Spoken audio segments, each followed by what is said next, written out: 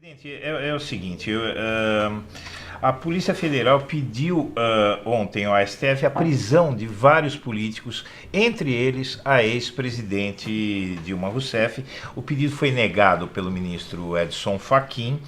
E eu queria saber o seguinte: o senhor acha que o ministro Sérgio Moro, que é quem manda na PF, está instrumentalizando a Polícia Federal contra o PT, ou isso é uma cortina de fumaça para esconder os escândalos do governo, o Porteiro, o Queiroz e os maus resultados na economia?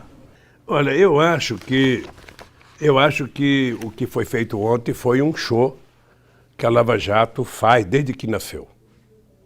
É importante saber que quando surgiu a Lava Jato, houve um pacto entre o Moro e os meios de comunicação. O Moro visitou praticamente todas as redações, ele tinha em cada jornal um especialista na Lava Jato, ele visitou todas as revistas, cada uma tinha um especialista, e visitou todos os meios de comunicação, tá? Toda a televisão. Então, a Lava Jato poderia ter feito o combate à corrupção com seriedade, não a serviço do Departamento de Justiça dos Estados Unidos, como é o Moro e como são os procuradores brasileiros da Força Tarefa. Eu acho que é um processo nítido, visível, de que o Moro tenta instrumentar a Polícia Federal, tenta fazer com que ela faça as coisas em benefício, vide agora esse negócio do vídeo do condomínio, né? É impressionante como eles acreditam nesse vídeo e não acreditam em nada da Intercept. É impressionante. Se fosse uma jornalista da Globo, ou jornalista, eu falava: impressionante. Eles acreditam em tudo que o filho do Bolsonaro fala e não acreditam em nada que o Intercept publica através dos blogs, através... O senhor acha que a Globo tem saudade do senhor, presidente? Eu não sei, deveria ter.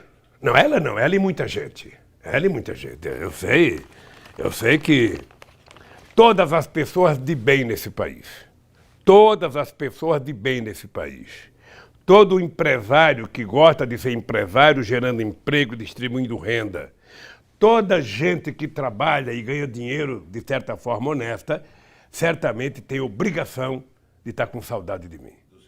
Entretanto, eles estão com vergonha, com medo, porque o Guedes está fazendo o que eles sempre quiseram fazer no país.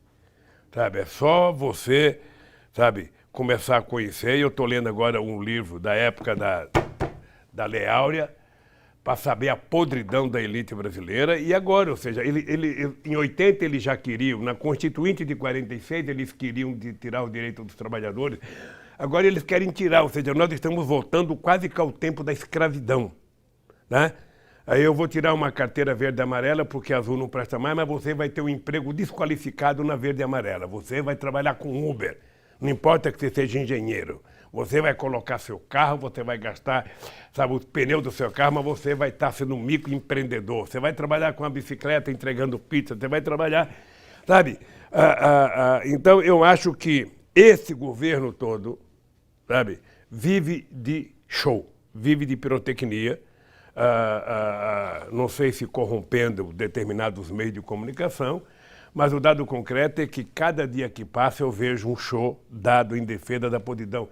Cadê o Queiroz? Por que o próprio delegado que vai na casa de uma ex-presidenta da República de manhã entregar uma intimação não foi na casa do Queiroz entregar uma intimação?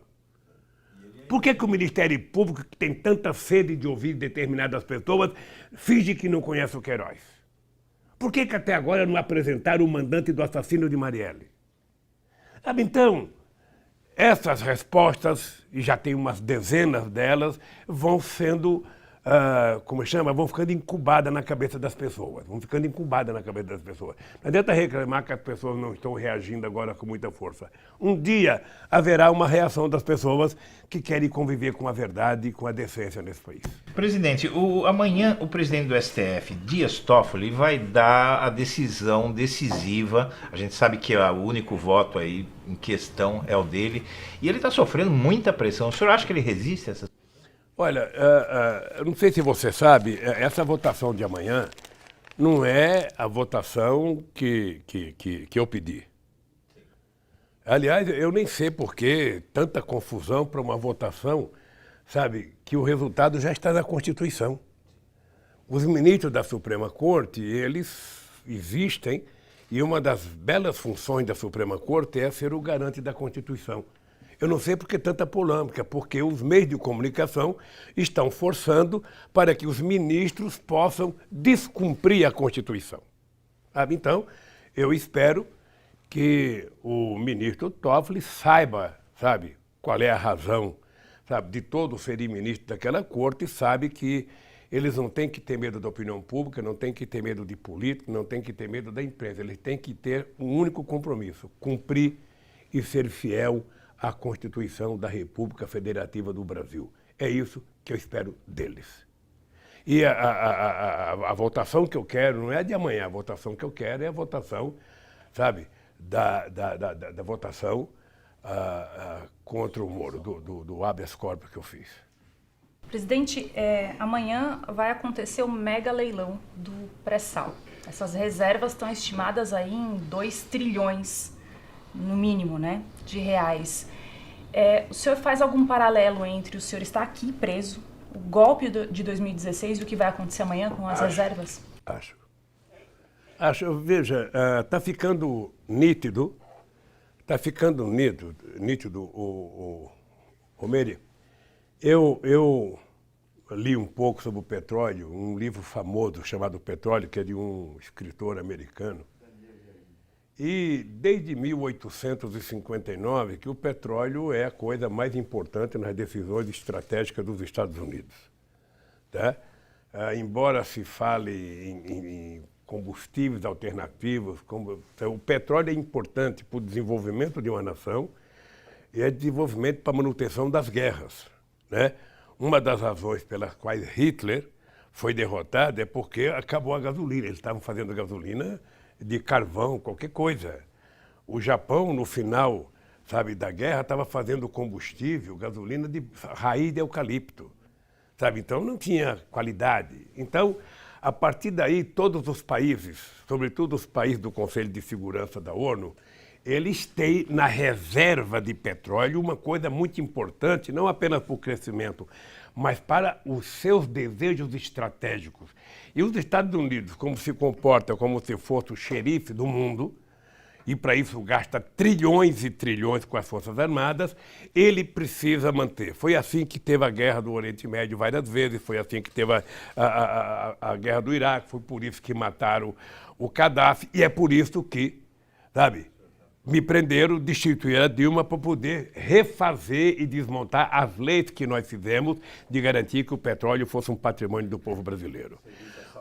Veja, na época, não sei se você está lembrado, eles diziam que o petróleo era uma ilusão nossa, porque o pré-sal ninguém ia conseguir tirar um barril de petróleo de 6, 7 mil metros de profundidade.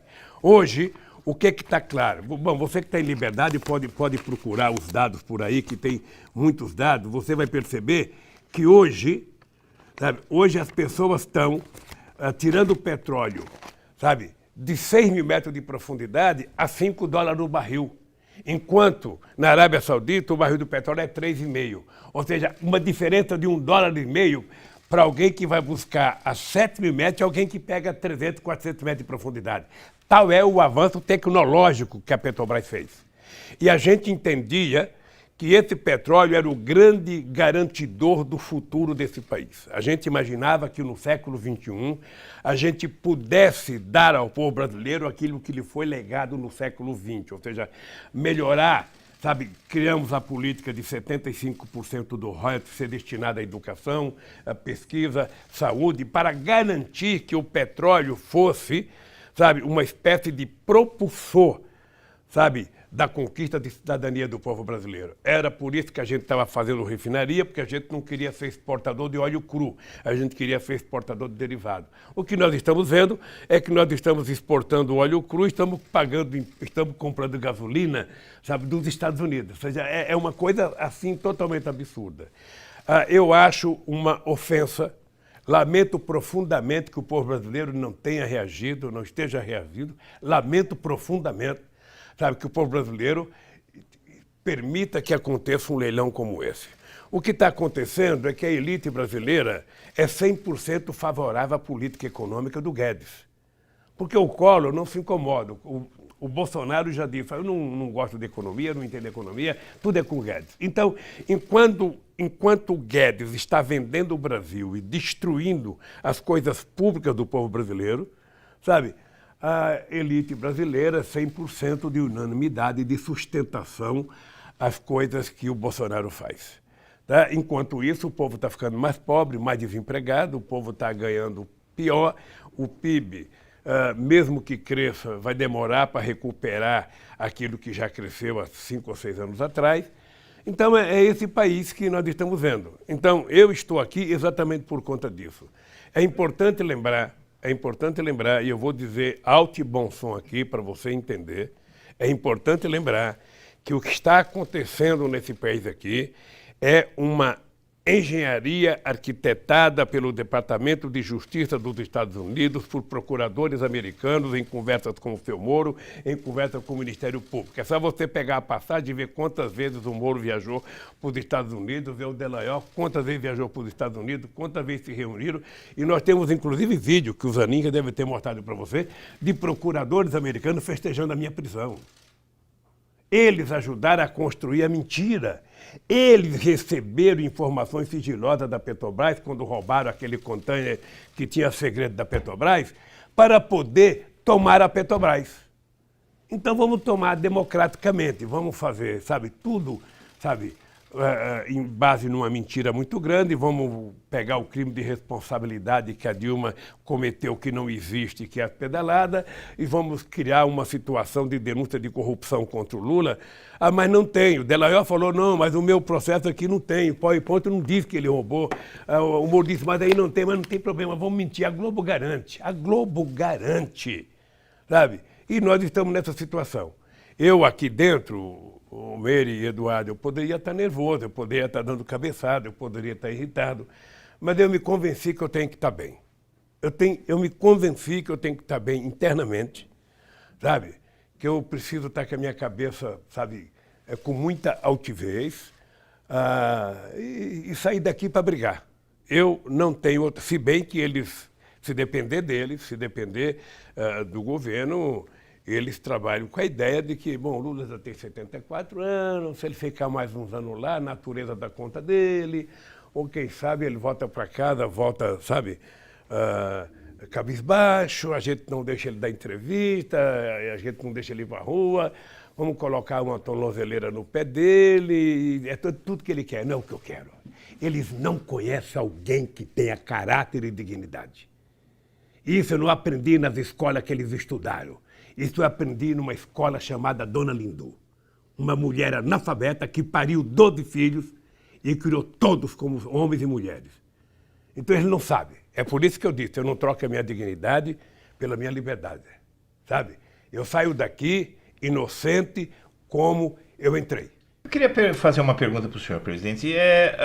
O Bolsonaro disse que pegou as gravações da portaria do condomínio, tem a ver com isso que o senhor está falando. Ele disse que pegou as gravações da portaria do condomínio para que não fossem adulteradas. Com isso, muita gente diz que ele confessou obstrução da justiça. Se o Lula fosse o presidente e fizesse a mesma coisa, o que ia acontecer, presidente? Será? O que é grave não é só ele ter feito isso, porque partindo dele e da relação dele com os milicianos, que está provado que tem, sabe?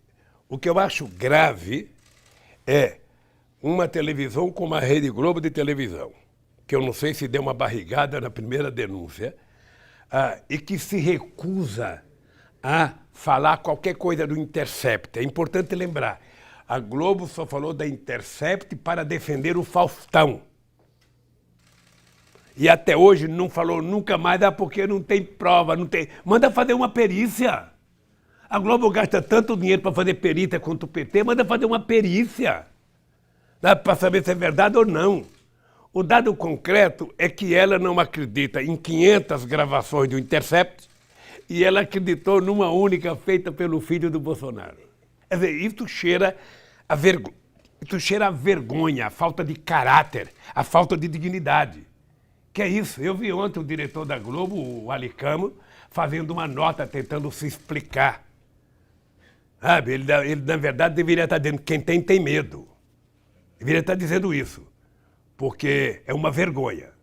Eu, inclusive, aproveito o teu blog, Eduardo, para dar parabéns ao Intercept e ao trabalho do Glenn. Sabe? Um dia, a história desse país fará justiça. Quem sabe daqui 30 ou 40 anos a Globo peça desculpas outra vez à sociedade. Não é irônico que um homem, só um comentário, presidente, não é irônico que um cidadão estadunidense, representando um dos países que mais atacou a democracia no mundo inteiro, seja um cidadão através do qual parece que vai ser possível restaurar a democracia no Brasil? Eu queria lhe fazer essa pergunta. Não é irônico? Irônico não, é inverossímil. É um negócio assim que na cabeça de quem tem juízo perfeito não cabe. Porque ontem eu vi o discurso dele, sabe, o elogio ao regime militar. O elogio ao regime militar. Você pode nominar coisas que o regime militar fez, mas você não pode deixar de reconhecer, sabe, o que foi do ponto de vista da sociedade e da democracia. O regime militar, a tortura, as mortes, o empobrecimento da nação, apesar de dizer que o Brasil cresceu 14% no ano de 1970, 72, mas é importante lembrar que a partir de 74 o povo começou a descobrir a farsa, sabe? Era muito fácil fazer política com censura, era muito fácil fazer política, sabe, com a imprensa puxando o saco, a Globo puxava o saco toda hora, a Folha puxava o saco, o Estadão puxava o saco, todo mundo puxava o saco. Eu quero ver fazer política como nós fizemos, com todos eles contra. Tá? Com todos eles contra. E fizemos provando que esse país só tem uma solução, é incluir o povo nas decisões. E eu quero falar com o senhor sobre isso, porque a sua saída daqui possível, cada vez mais possível no meu entender, ela permite que a gente especule que se o senhor tiver seus direitos políticos, não há por que não disputar uma eleição, vencer e voltar ao poder. Então vamos lá, na crise internacional de 2008, o senhor falou que o povo não deveria parar de consumir, porque assim a roda da economia ia girar. E aí, o senhor criou um programa de aceleração do crescimento, porque não tinha crescimento no Brasil, então o senhor colocou o Estado como indutor do crescimento. Isso contraria frontalmente a doutrina neoliberal e o senhor entende que essa seria hoje, na situação que está o Brasil, que a economia não cresce, que está tudo como está, seria uma saída para esse momento para o Brasil fazer o que o senhor fez em 2008 diante da crise do subprime nos Estados Unidos? Ou o senhor faria diferente? Como seria? Eduardo, não existe possibilidade de nenhuma economia em qualquer país do mundo crescer se não houver uma grande demanda interna naquele país. Se você não tem uma demanda interna, você tem que ter uma grande demanda externa. Então, exportar e mercado interno são duas coisas que deveriam correr junto. No Brasil, sempre se estabeleceu a máxima de que não pode exportar porque temos que ficar com o mercado interno. Não pode ficar no mercado interno porque temos que exportar.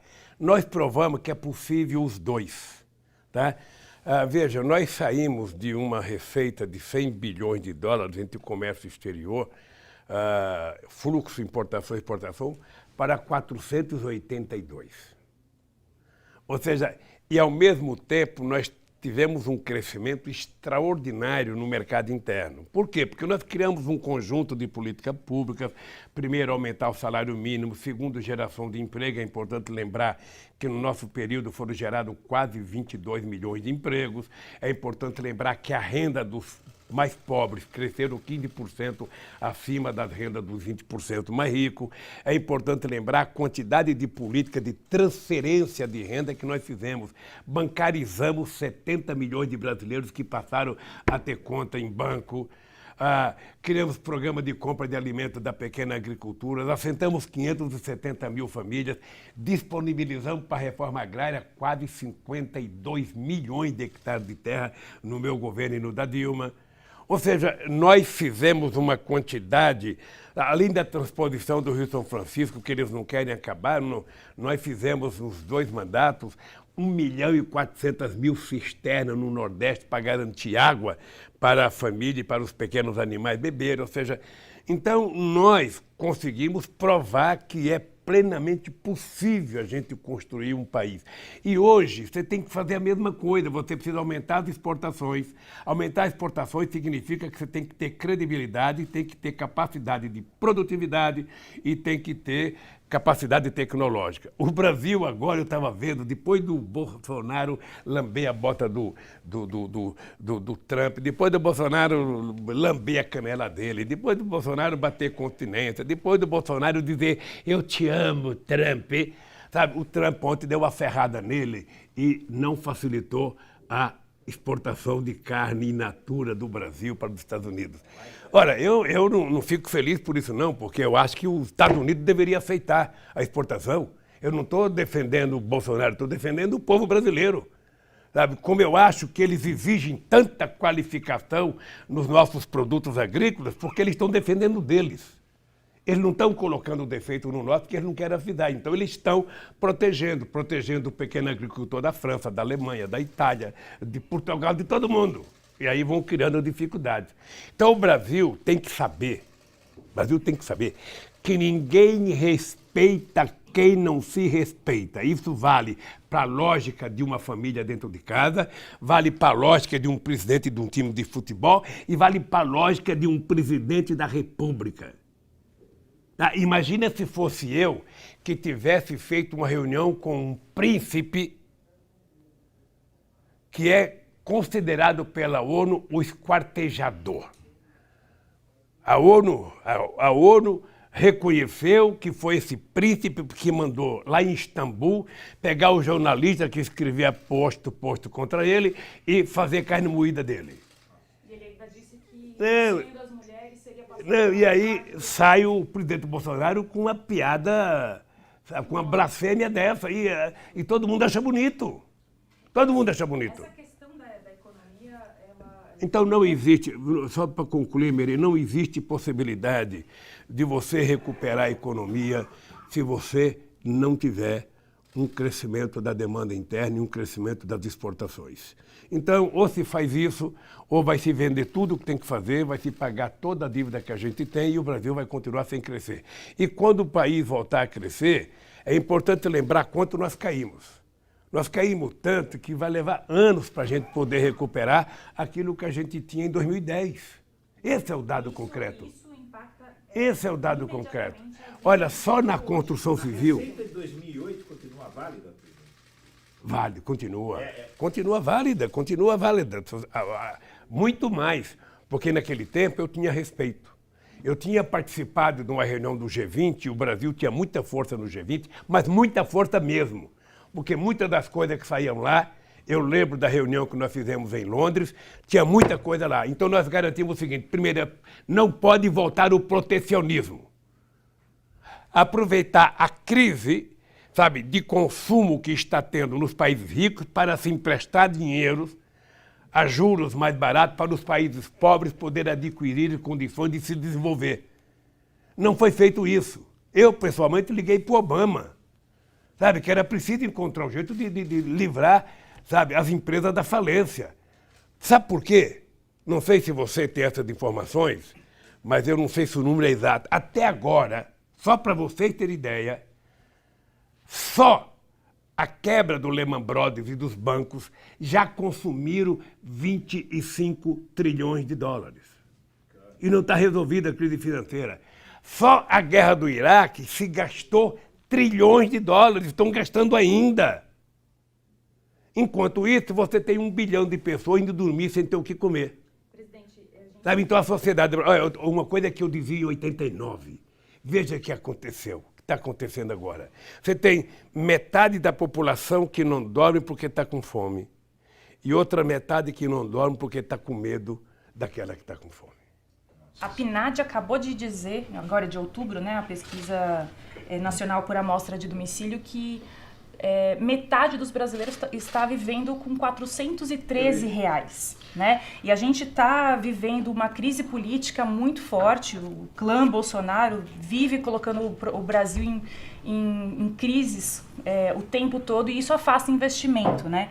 E que saltou em 500% o número de ambulantes no Brasil no período pós-golpe, 2015 a 2018. Então, até onde o país vai suportar mais 3 anos de crise política todo dia e em que momento o senhor acha que vai ter uma Eu espero que não seja uma muito resposta tempo. da sociedade? Espero que não seja muito tempo.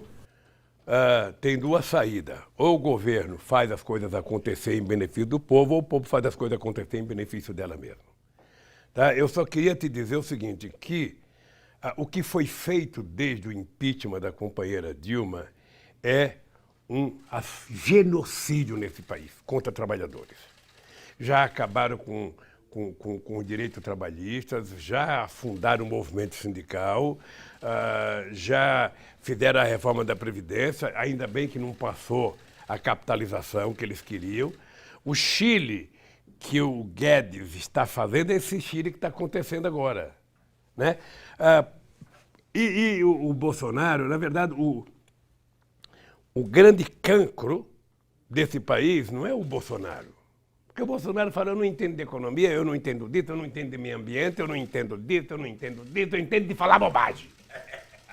Sabe? Deixa eu com meu fake news e meus 3 filhos que a gente sabe cuidar das coisas. Sabe?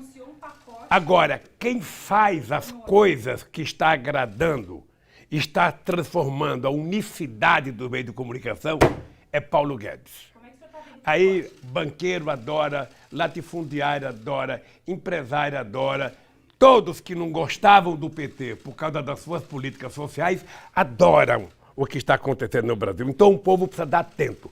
Eu estou vendo muitas vezes a esquerda, mesmo nos seus blogs, a gente faz muita crítica ao Bolsonaro. Todo dia a gente está colocando o Bolsonaro nas nossas redes, dizendo que ele falou uma bobagem aqui, falou uma bobagem ali. Enquanto isso, o Guedes vai desmontando e vai vendendo, e vai vendendo. Quando a gente acordar, o Bolsonaro está lá, sabe? Vai estar administrando uma nação oca. Uma nação que não tem um banco público para fazer política econômica, que não tem um BNDES para fazer incentivo de desenvolvimento, sabe, que não tem uma empresa de energia elétrica, e tudo quem está estatizando são empresas estatais estrangeiras. Então as empresas estatais estrangeiras estão comprando as coisas públicas no Brasil. Ora, na verdade, é uma visão que vem desde 1980, desde a eleição de Reagan, desde a eleição de Margaret Thatcher, de que o Estado não serve para nada, é privatizar o Estado. Essa é a lógica. Nós provamos que é o contrário. Nós provamos que é o contrário. Eu, sabe, fortaleci o Banco do Brasil, fortaleci a Caixa Econômica, fortaleci o BADA, fortaleci o BNB, fortaleci o BNDES. Tá? E fizemos políticas públicas com esse banco para obrigar os bancos privados a tirarem a bunda dos títulos do governo e fazer investimento no setor produtivo.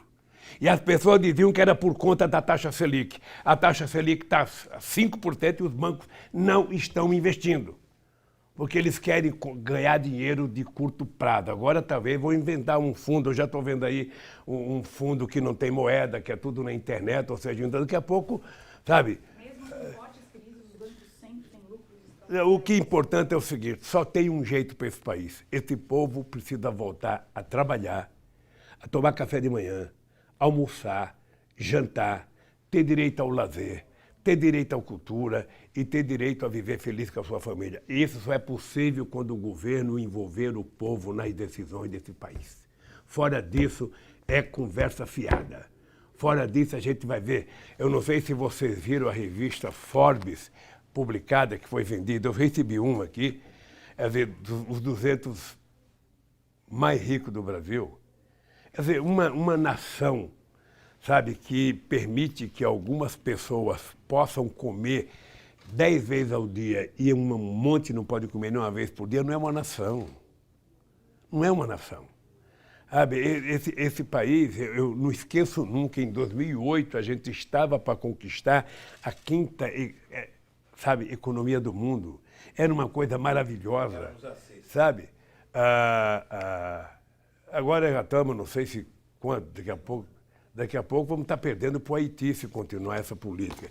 E o Brasil é muito grande, o Brasil tem gente trabalhadora, o Brasil tem, sabe, você tem um percentual de fanático, como tem a torcida do Corinthians, está cheia de torcida boa e está cheia de fanático. A do São Paulo tem, sei se você é São Paulino, sabe?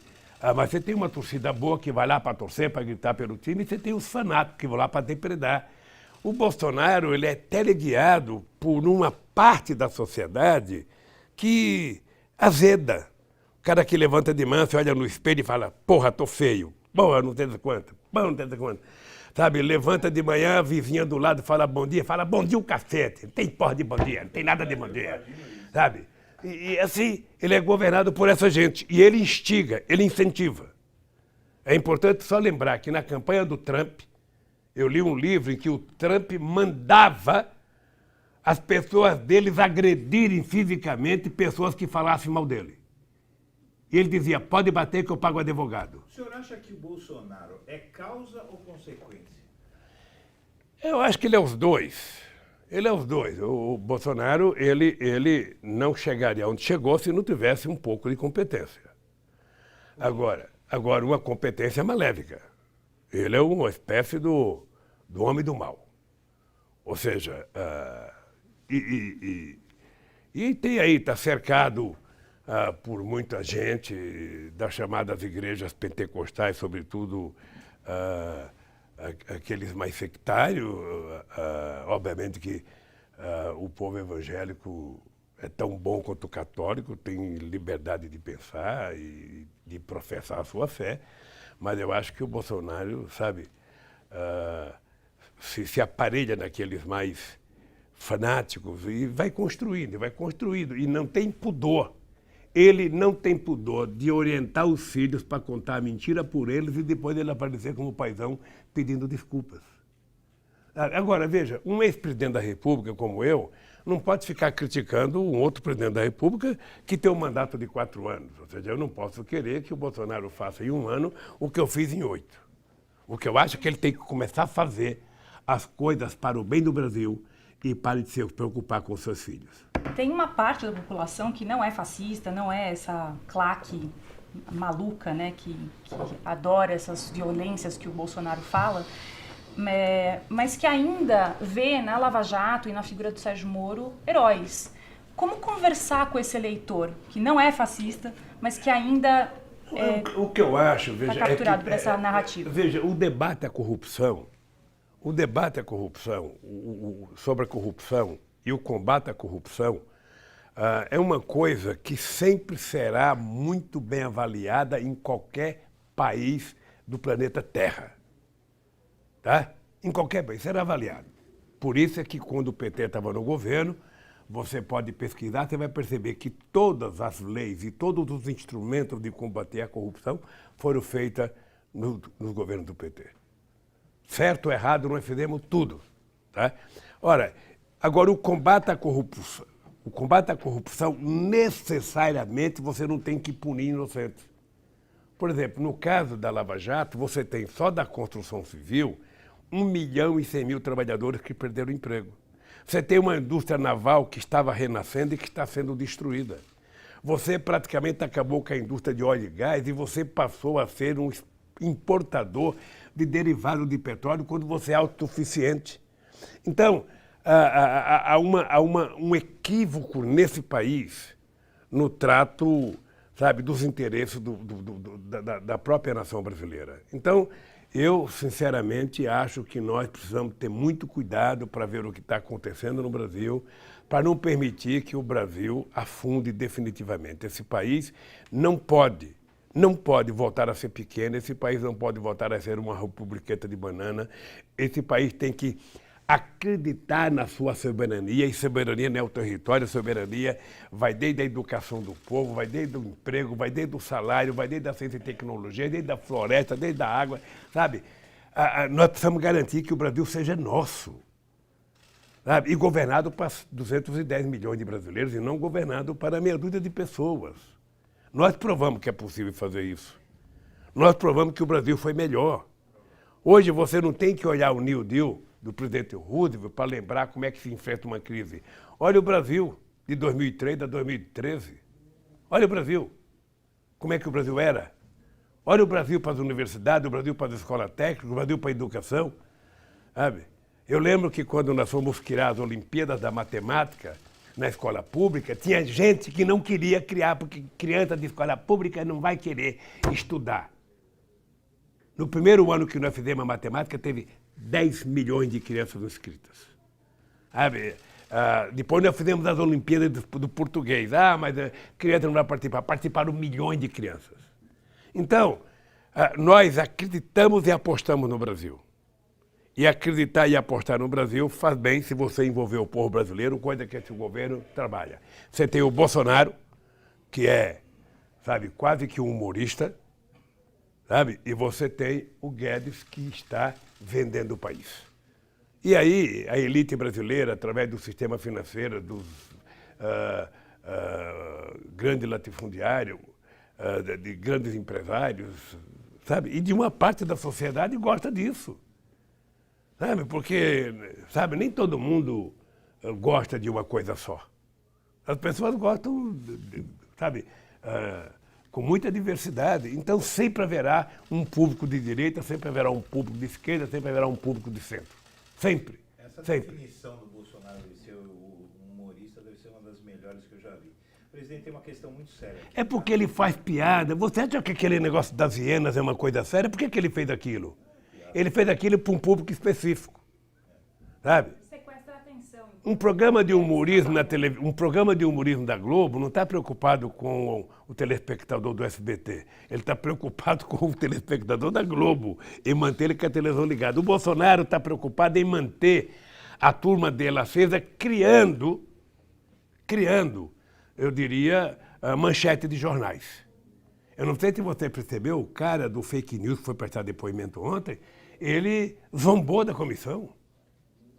Zombou, não sei se a comissão estava preparada. Festa do jornalismo, faz a festa do jornalismo dos humoristas. Mas tem uma pergunta aqui que é muito importante, a gente está chegando ao fim, e eu preciso fazer aqui, que é o seguinte: o Eduardo Bolsonaro, ele defendeu, no caso da esquerda, radicalizar, que o radicalizar, no entender dele, é ir para a rua reivindicar direitos, né, de um país como o Chile, por exemplo, que está perdendo direitos, fizer a mesma coisa aqui que está acontecendo no Chile, haveria a reedição de um novo AI-5, e aí o general Heleno, chefe do Gabinete de Segurança Institucional, diz, faz sentido, precisa ver como é que a gente vai fazer, é preciso estudar como fazer. O clã Bolsonaro está cogitando, está flertando com um golpe de Estado, e o Heleno, ele fala só por ele, ou o senhor acha que ele fala por mais alguém nas Forças Armadas? Olha, vamos só relembrar o que eu já disse aqui.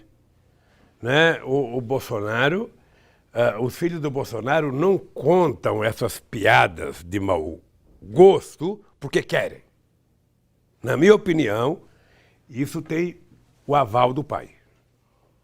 Porque eles fazem para sentir um clima. Sempre coloca o bode na sala e depois vai tirando o bode. Obviamente que quem defende a ditadura, como o Collor, gostaria de ter maiores poderes para governar esse país. Obviamente que ele gostaria de ter poderes autoritários. E ter um cara como o Ustra, sabe, do lado dele. O Heleno está fazendo esse papel. Está fazendo esse papel. Eu não acredito que a sociedade brasileira aceite, pelo menos a chamada sociedade politizada que viveu, aceite um AI-5.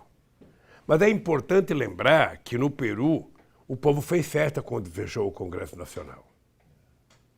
Na medida que você desgasta a política, o povo começa a achar que a antipolítica é a coisa boa que tem que acontecer num país, e não é. A antipolítica gera situações piores. A antipolítica gera Bolsonaro. Então, essa do AI-5, depois ele, não, meu filho disse, mas meu filho não quis dizer, meu filho... Sabe assim, eu faço qualquer merda e depois eu peço desculpa. E vou fazendo, e vou medindo a opinião pública, e vou jogando as ideias que eu quero para a opinião pública discutir. É isso. Ele fala para um público seleto dele, que é para criar um clima na sociedade. Ele só faltou repetir o grito do Collor em 92. Não me deixem só com aquela da hiena. É que o Leãozinho estava tão velho que eu nem conseguia brigar mais. Né? Ele tava, sabe? Mas senão o Leão teria gritado, não me deixem só. Mas as Forças Armadas apoiam isso? Aí eu acho que uma parte das Forças Armadas sérias eu não acredito que apoie isso. Se eu conhecia as Forças Armadas, eu acho que uma parte. Agora, a Força Armada não é uma coisa, sabe, única. Você tem vários matizes de pensamento dentro das Forças Armadas. O que eu lamento profundamente é que a parte militar, sabe, chamada nacionalista, está quieta. Está vendo esse homem destruir o país.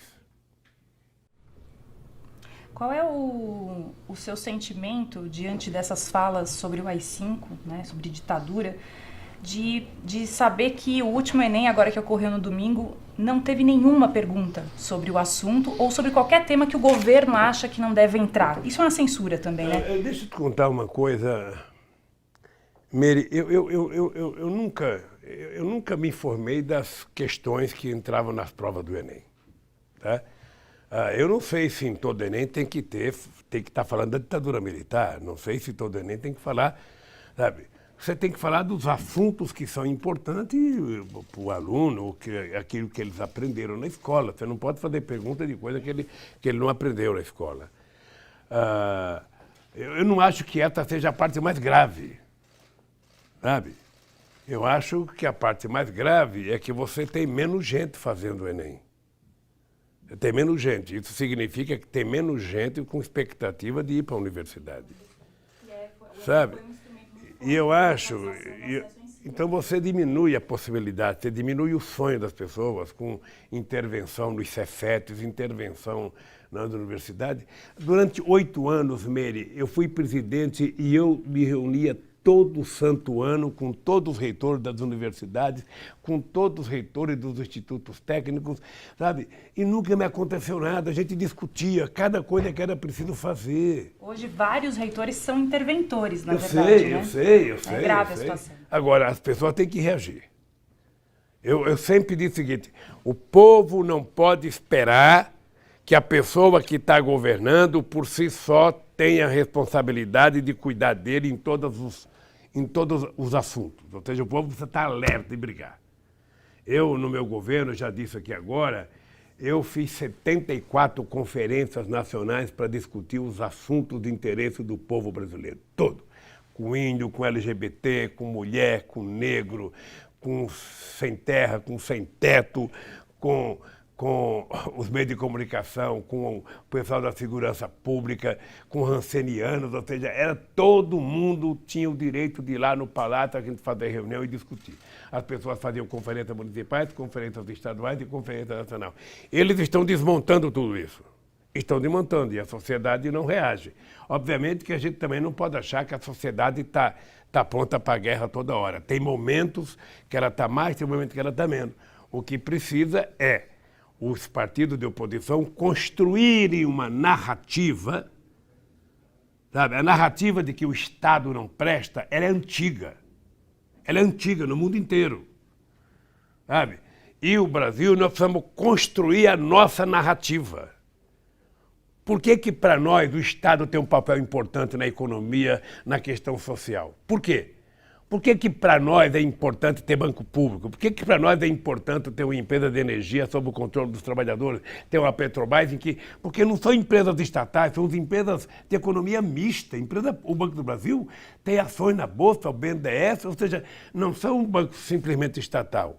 A Petrobras não é uma empresa estatal, ela é uma empresa pública. Sabe? Inclusive com ações na Bolsa de Nova York, que foi o que gerou o golpe nela. Então, eu acho que nós precisamos construir a nossa narrativa, juntar as pessoas, sabe?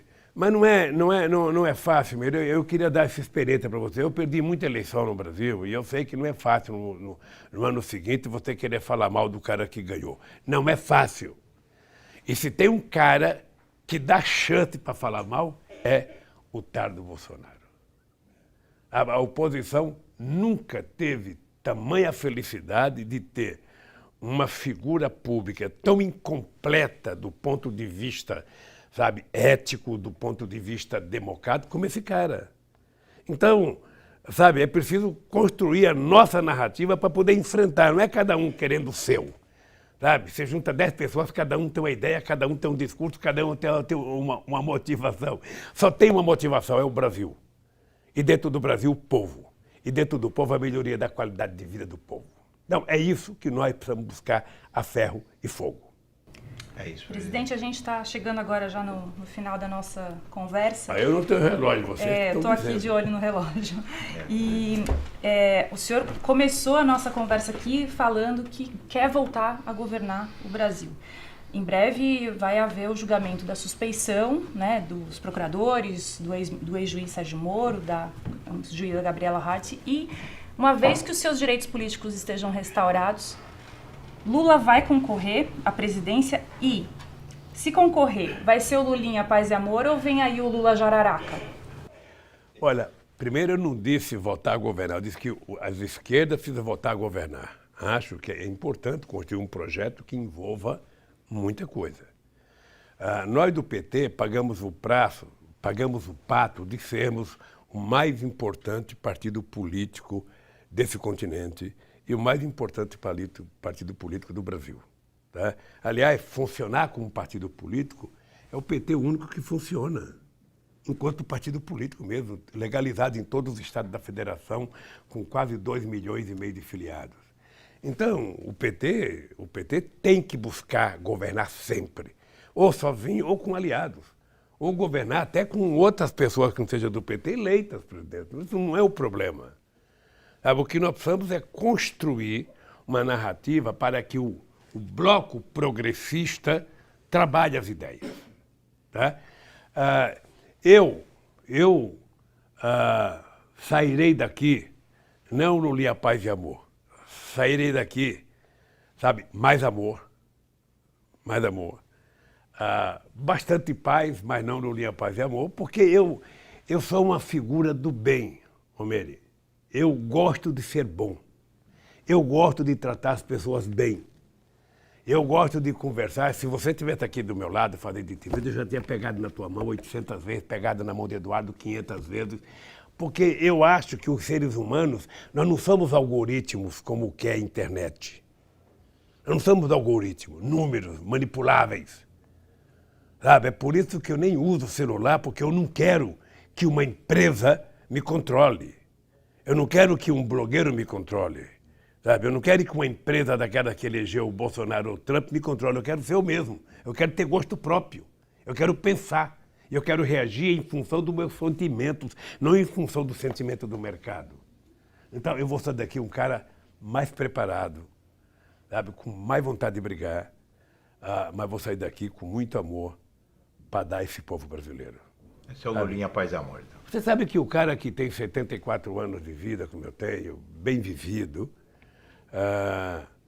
ele tem que aprender alguma coisa na vida, sabe? E eu acho que não tem nada mais importante do que a gente ser bom. Sabe, quando você é bom, a tua cara é boa. Quando você, sabe, faz as coisas com amor, eu não acredito, Eduardo, não acredito que seja possível discutir a solução para um problema de um país como o Brasil se você não pensar com o coração. Sabe, esse negócio de pensar só em números, pensar só em dados, sabe, nas ciências exatas, isso é coisa de economista. Um político tem que pensar com o coração. O que o meu coração está dizendo para eu fazer? O que é importante fazer? Por isso é que eu sempre dizia, quando eu estava na presidência, eu quero governar o Brasil como se fosse um coração de mãe. Porque nada é mais justo do que um coração de mãe. A coisa que eu trago na cabeça como símbolo é a capacidade de repartir as coisas iguais entre os filhos. É assim que um presidente do Brasil tem que ser. Repartir as coisas entre os seus filhos, que são 210 milhões de brasileiros. Então, eu só aprendi a fazer isso. Briguei com muita gente para fazer essas coisas. As pessoas não acreditam no povo pobre. As pessoas não acreditam que eles são a solução. As pessoas acham que tem que governar o Brasil para 35% das pessoas. Os aeroportos não podem estar cheios, porque senão pobre vai estar andando no aeroporto. O restaurante não pode estar cheio, porque pobre não pode entrar em restaurante. Sabe, a universidade não pode estar cheia, não pode ter escola técnica. Pobre não pode ir em restaurante de sábado e domingo, é coisa para rico. Olha, meu Deus do céu, que história que é essa? Sabe, o pobre tem que ter o direito a tudo que ele produz. Ele tem direito de ter carro, tem direito de ter televisão, tem direito de ter computador, tem direito de ter acesso a todas as coisas, ter uma casa, sabe? Tem que ter direito a comer do bom e do melhor, a se vestir do bom e do melhor. Por que eu sou obrigado a comprar carne de segunda e a minha patroa só compra carne de primeira? Por que eu sou obrigado a comprar um perfume catinguento quando a minha patroa compra um perfume bom? Por que eu não posso ter um perfume bom? Por que meu filho não pode ir na universidade pública? Porque quando está no ensino fundamental, é ele que está na escola pública e o rico está na particular. Quando inverte, o rico vai para a pública e ele vai para a particular. É o pobre que tem que pagar. Que história que é essa? Nós começamos a mudar isso. E começamos a provar que dava certo.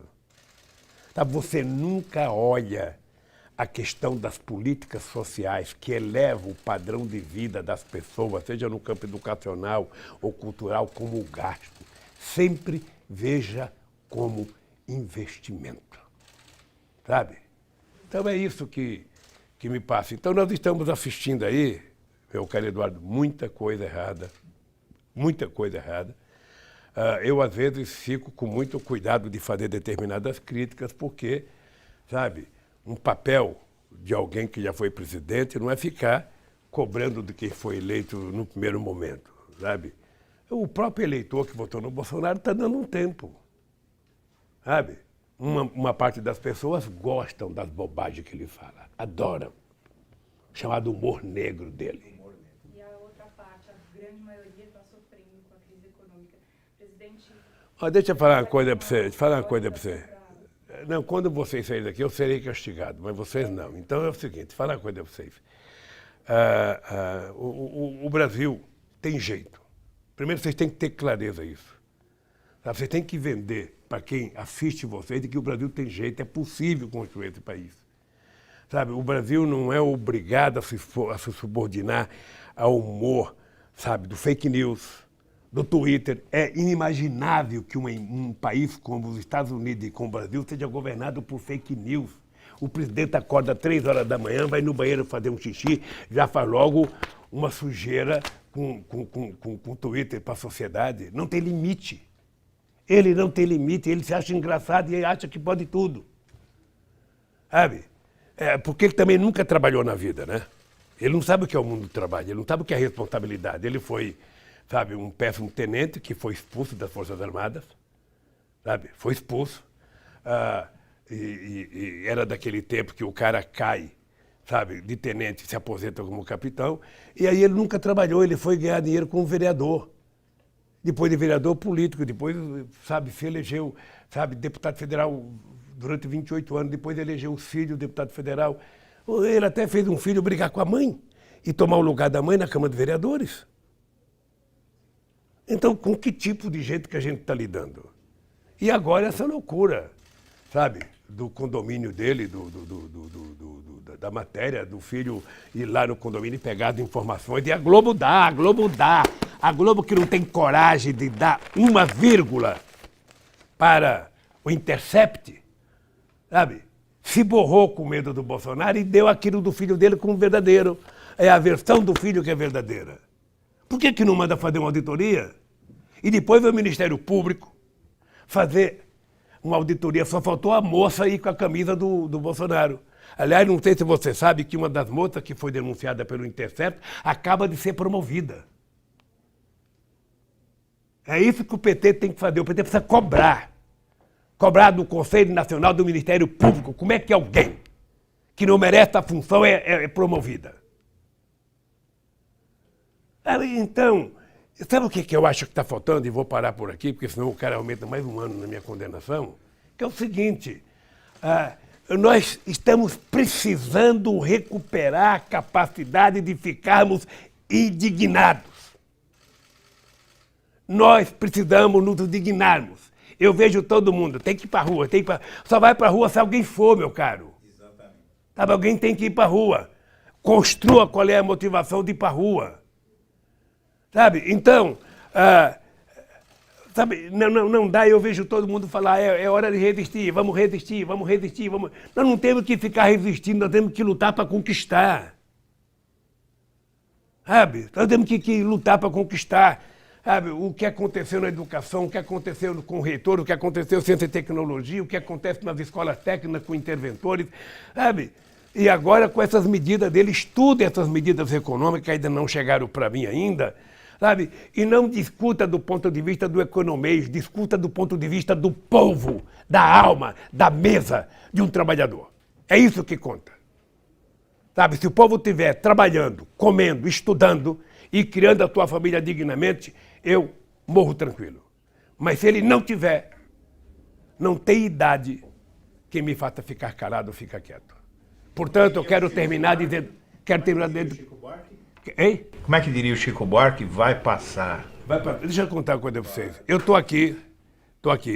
Eu não sei se o Moro te acompanha. Não deve acompanhar porque ele não vê nada. Ele fica com a fotografia do Bolsonaro puxando o saco o dia inteiro olhando na cara dele. Acho que o óculos dele tem 2 imagens do Bolsonaro aqui para ele saber o Bolsonaro. Porque eles devem saber que eu estou aqui há quase 2 anos.